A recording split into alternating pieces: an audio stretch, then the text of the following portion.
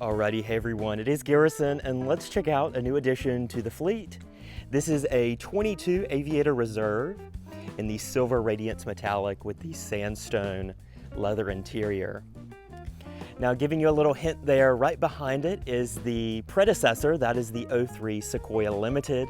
Currently with around 145,000 miles, the Aviator will be the replacement. Now, the Sequoia is not going anywhere, it wasn't traded in, just be used for any general purpose out here on the farm if needed. But this one is a reserve trim, as we mentioned. So this one does have 4-zone climate, 360 cam, the pano roof. All of those are pretty much standard on the reserve. And then this one does have the Elements Package Plus, which is about $6,400.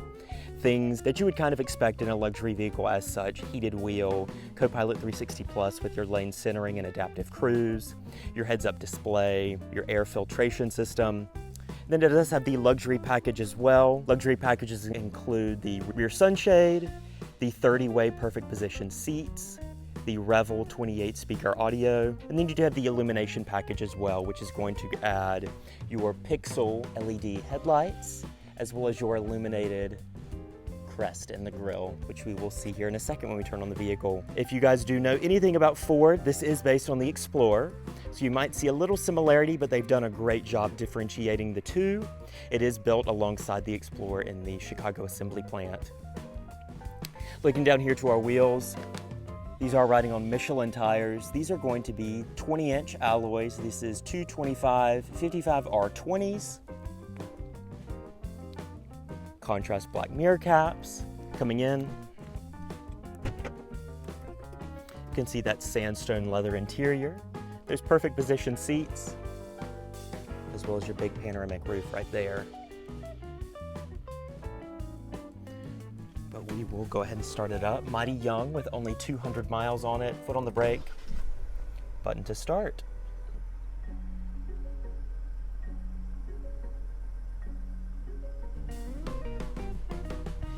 So let's check out underneath the hood. And before checking out the engine, of course, we've got to see these lights, all LED, and that crest is illuminated as well. But underneath your hood, you do have the most standard horsepower in the segment. You're looking at around 400 horsepower, 415 torque, out of a 3-liter twin-turbo V6. Going to a 10-speed automatic and the rear wheels in this example, you can expect about 18 miles to the gallon city, 26 highway, 21 combined. If you're looking for a little bit more fuel economy, your Grand Touring model is going to give you a plug-in hybrid option. It's going to be giving you 94 more horsepower and 215 more torque, making that torque number a total of 630. That'll put you back in your seat, definitely. About 18 miles of all-electric range on that one, and the MPG-E is about 56. 0 to 60 on this model is going to be about 6 seconds. Warranty coverage as well is going to be best in class, if not matching all the other competitors in certain areas.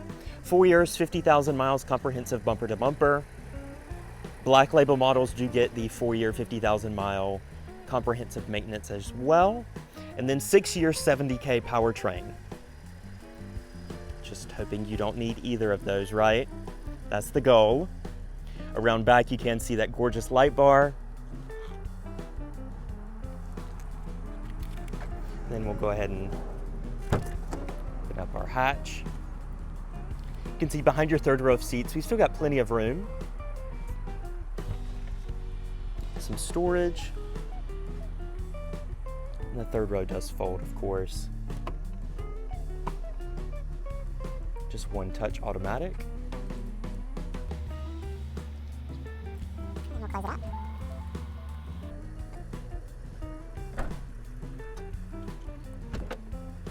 As far as the rear seat goes, the Reserve model is going to give you that rear climate zone. You also do have heated and cooled rear seats. Looking at your door panel, of course, nice and stitched, padded armrest, sunshades, as well as your power windows, locks, as well as your electronic release there. Push button access into that third row. And sliding your seat back, course, you can slide these captain's chairs forward and back in case you do have a baby seat, making it a little bit closer for easier reach. Down here, your little display, let's see if we can't focus that.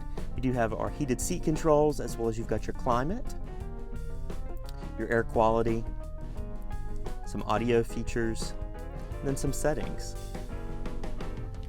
Rear vents, as well as 2 power outlets.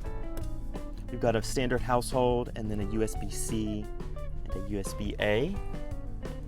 Nice center console, storage, cup holders, as well as controls for your sunshade up top. Nice look at your dash right there. And let's check out the front seat. Blind spot monitoring over here on your mirrors. You've got your keyless entry right here, a Ford staple. Then over here on your door panel, controls for those 30-way perfect position seats, 3-person memory. Of course, all your power windows, locks and mirrors, power folding mirrors, child lockout as well. Do want to point out your safety release just in case you do not have power in the vehicle. You can just pull that for override of the digital door handle. It's going to be your headlight controls, panel dim, trunk, as well as your power tilt and telescoping wheel.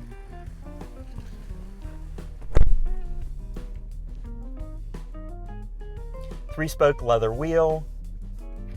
Turning on your cruise right here, you do illuminate your cruise control buttons. Over here, of course, you've got your lane centering, distance, and then your set resume. Turning it off will disengage any of the lights. Audio, as well as your Bluetooth phone. It is interesting, these buttons actually do change based on the menu you're looking at. And you can cycle through all of your screens within the gauges. So you've got your trip, fuel economy, you've got your tire pressure, and then calm screen is just going to leave it blank. You can add additional trip meters as well.